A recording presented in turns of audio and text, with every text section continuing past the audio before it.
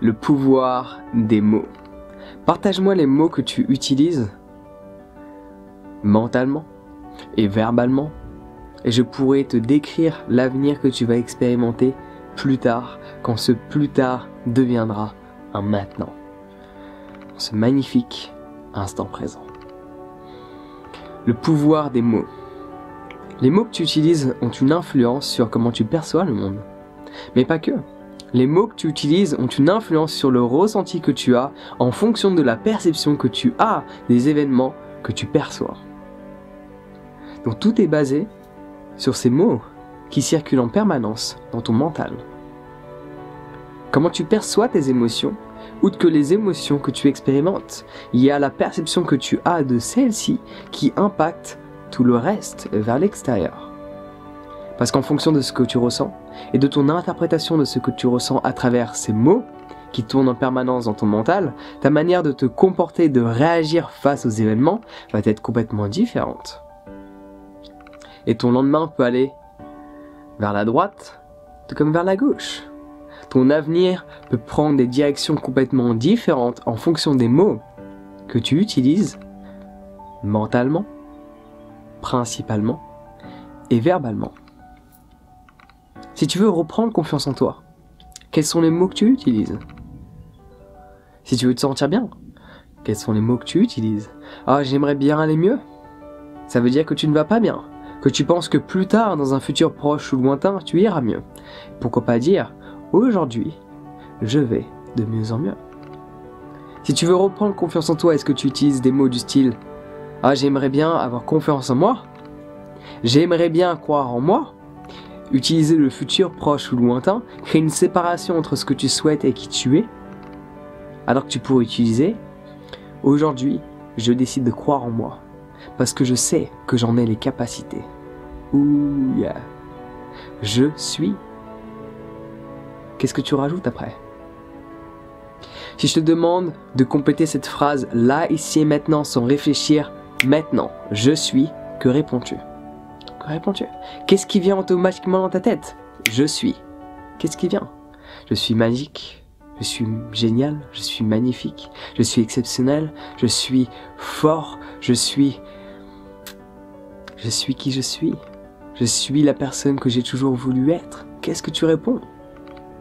Après le « je suis », c'est intéressant de « j'aimerais devenir », « j'ai envie de devenir », d'avoir une image sur laquelle on peut se focaliser pour se diriger vers celle-ci et expérimenter un jour dans cet instant présent cette image que l'on a maintenant de notre avenir. Oui, c'est d'une grande utilité.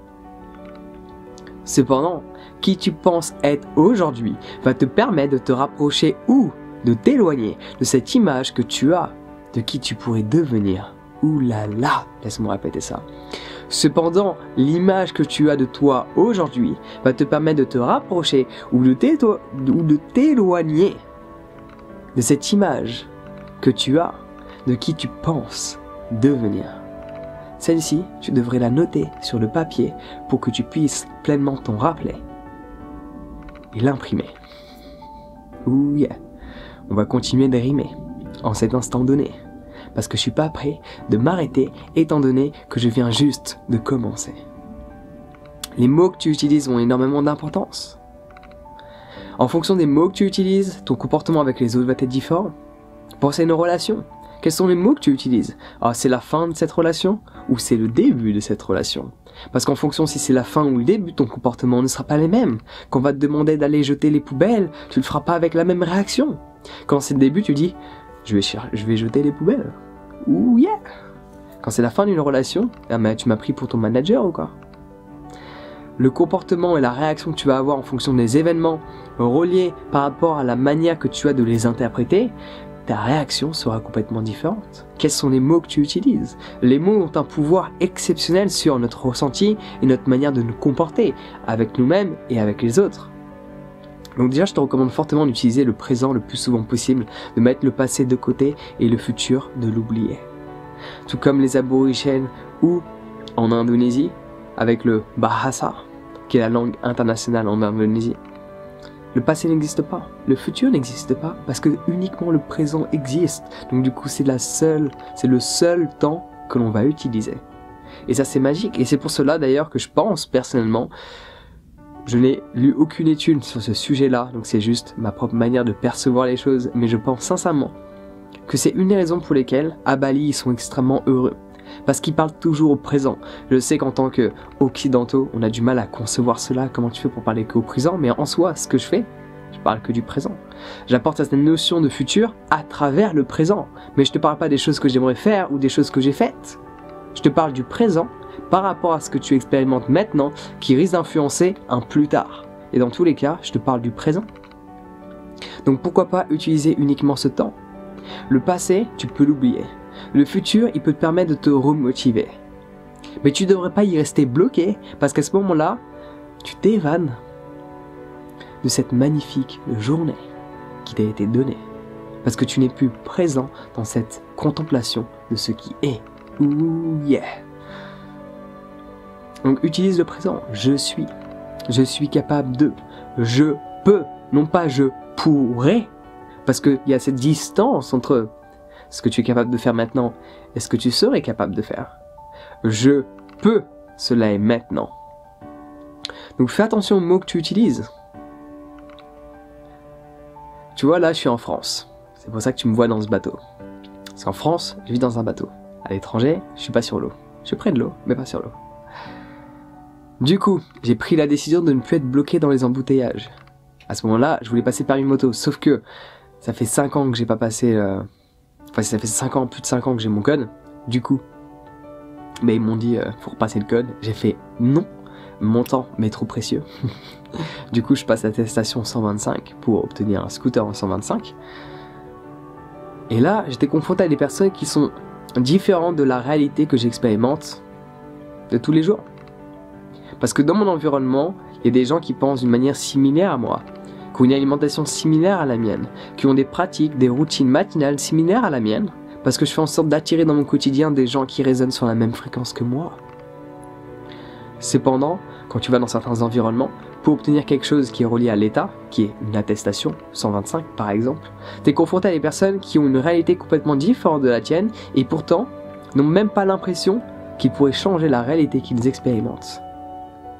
Mais quand tu observes leur manière de communiquer, tu peux percevoir, un tant soit peu, leur manière de se parler. Ah, j'ai peur, ça va mal se passer. Oh, c'est la première fois que je prends la bécane sur la route, je vais pas y arriver. Pourquoi te parles-tu de cette manière-là? Même si tu devais tomber, même si tu devais te tromper, échouer, pourquoi pas croire un instant que tu vas réussir? Parce que à nouveau, croire que tu es bon, même si cela n'est pas le cas aux yeux du monde, croire que tu es excellent, croire que tu en as les capacités, même si cela n'est pas le cas, va faire qu'une seule chose, t'aider dans ce processus dans lequel tu es. Croire que tu n'es pas bon, croire que tu vas échouer avant de commencer, ça sert à rien de le faire. Tu vas déjà échouer parce que tu ne crois pas en tes propres capacités. Croire en soi, c'est avoir fait plus de 50% du travail. Plus de 50%. Parce que quand tu crois que cela est possible, les actions que tu vas mettre en place par la suite ne seront pas les mêmes. Tel est le pouvoir des mots. Donc fais en sorte d'observer non pas uniquement la manière que les gens ont de communiquer avec toi ou avec les autres, mais principalement la manière que tu as de communiquer avec toi-même. Mais certes, si tu veux le faire en 2 étapes, c'est toujours plus facile d'observer les autres que soi. Donc fais en sorte d'examiner la manière que les gens ont de communiquer, verbalement, quand ils se parlent à eux-mêmes, c'est-à-dire qu'ils sont extrêmement identifiés à leurs propres pensées et ils l'ont même pas réalisé, c'est pour ça qu'ils les expriment à haute voix. Et donc du coup, tu peux avoir une idée de leur manière de penser. Et juste prends l'instant et pose-toi la question, est-ce que si j'avais cette manière de penser, je vais réussir à matérialiser la vie souhaitée ou pas? Et si je pensais d'une manière complètement différente, quelle serait la réalité que je pourrais expérimenter? Telle est l'influence des mots qui chantent en permanence en haut. Donc tel est le message que j'avais besoin d'exprimer sur le pouvoir des mots. Sur ce, passe une excellente journée, prends soin de toi et à très vite.